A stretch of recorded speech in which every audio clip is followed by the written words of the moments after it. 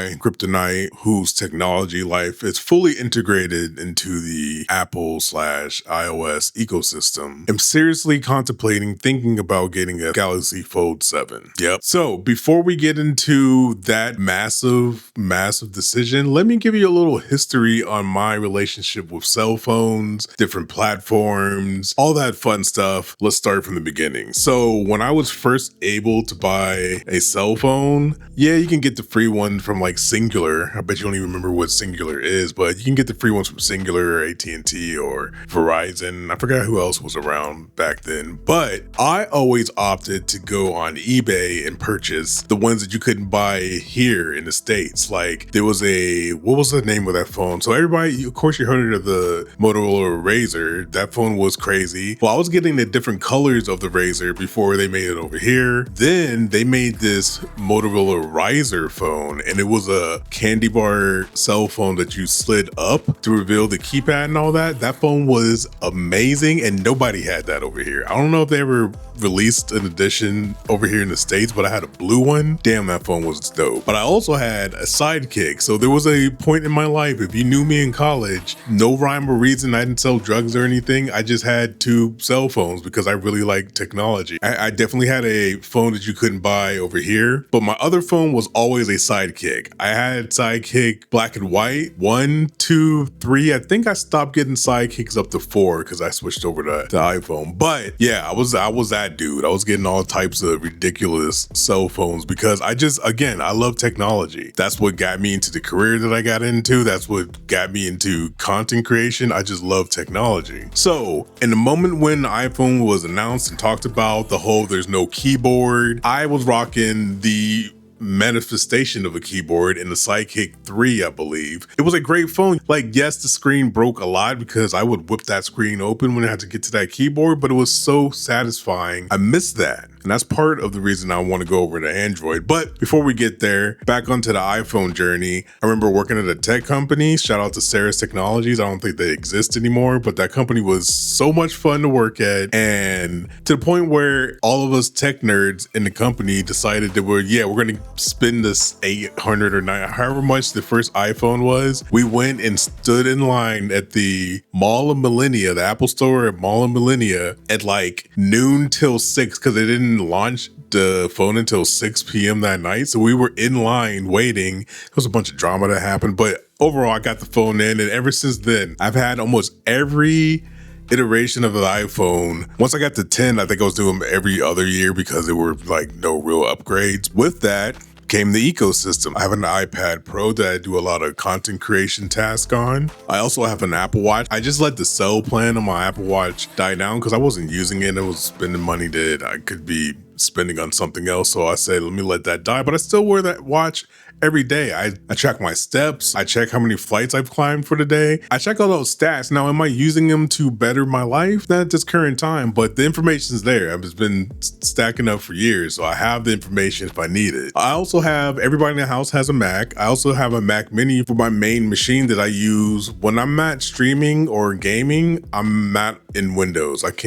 Windows equals work to me because I used to work in IT, and that's all we did was work on Windows Enterprise servers systems. I can't do it anymore. Even when I was in IT, I would make them get me a Mac because 9 times out of the 10, one of the people who was up there in the big offices, they had a Mac and they needed somebody to support it. So of course that was me. So this entire time for my personal cell phone, I've purchased an iPhone. Once the iPhone came out, I stopped rocking 2 devices. That was until I got into IT, and I don't know how I got this to happen, but they were going to make me be on call. Like most IT shops have you on call like once a week or once a month or once a quarter, whatever the fuck it is. We were like, hey, if you're gonna have me on call, if you want me around 24/7, you need to buy me a cell phone and pay for my cell phone. So that's what we did. So instead of getting 2 iPhones, which would be stupid as shit, I always opted for an Android because the company that I worked for was pretty split even down the middle, half iPhone, half Android. Then you had that one weirdo who had a BlackBerry that you had to support. So yeah, I would use the yearly cell phone upgrade in IT world to get an Android phone. So I had the Galaxy 7 Edge. That phone was dope because it had the little curve around the corner. Like, it didn't do anything. Like, they tried to put some information there, but it was a dope phone that I didn't have to pay for. I went through like 4 or 5 of those because they were not very sturdy. When the first foldable Razr came out, of course, somebody up top wanted one, so we had to get like 3 or 4 of them because we didn't know the durability about foldable phones at the time. So I was rocking a foldable phone for like 2 or 3 months. That particular one, because it was just a clamshell, I didn't like it.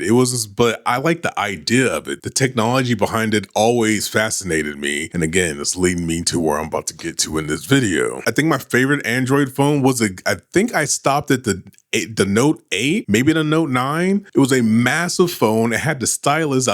The S Pen was great. The S Pen should be an accessory that everybody else should be chasing. Apple, if you make a foldable phone, you need to have Apple Pencil support. Make a Apple stylus that is specific for this foldable phone that you're making. It needs to have a stylus. As far as the ecosystem, I'm in there. There's a few things that Apple devices do in conjunction with one another that it just makes life easier. I know you might think iMessages, and it has nothing to do with the blue bubble, nothing like that. I just love the fact that I can be on my computer, on my tablet, or my phone, and my messages are right there and I can reply to them. If there's a way to do that in Android land, let me know, because that's one thing that's kind of holding me back, but I'm sure I can get over it if I really had to. Another thing that works well in the Apple ecosystem is just transferring files between devices. I can't tell you how many times either I've copied some text on my phone and I'm pasting it on my Mac, or I took a picture on my iPad and I just quickly copy paste it to a document that I'm making on my Mac Mini. The number of times I'm copying, pasting, just that alone makes it worth having all the devices in the same ecosystem. But even with that, I'm still tempted by this new Galaxy Fold 7. The thing, I want a foldable phone. I've been wanting a foldable phone since they've been getting bigger and have become more tablet-like, and the Galaxy Fold 7 has hit,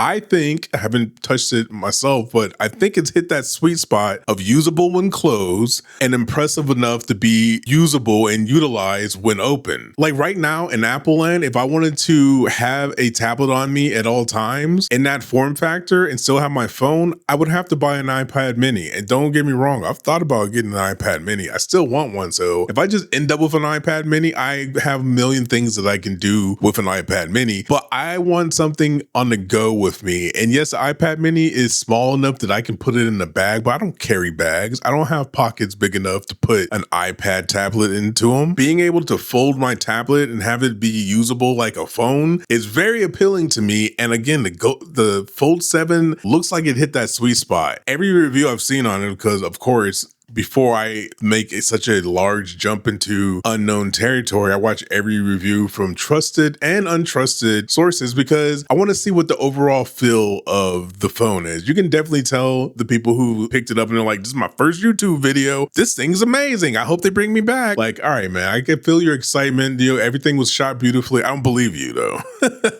You got to wait for the vets to use it and go through it, take it through its paces to see what it looks like. And I'm not going to lie. I've looked a few times to see how much I can get for my iPhone 15 Pro Max to trade in to see how much I can knock off that price tag. I don't know why, but I keep thinking there's like this contest. I think there must have been a contest back in the day and it was like, hey, if you switch over to the competitor and smash your phone, we'll give you a free phone. I'm waiting for one of those to show up. So if you know anybody that's having one of those, go ahead and drop me a comment below to let me know. I think this is what I've come to. It would be such a huge shift in the way that I interact with my technology to switch over to Android. While I'm not going to let that stop me to get what I want out of my technology, I don't want to go through that process right now. So I'm going to give Apple 1 year. You have 1 year to to give me details on this foldable phone you're making. And honestly, if it's an iPhone 15, 16, 17 Pro Max body size, so it's 6.7 inch while closed, open it up to like a iPad mini 8.3 inch screen. And if you give me a stylus that I can use on it, I'd be excited and I'll stay. I'll wait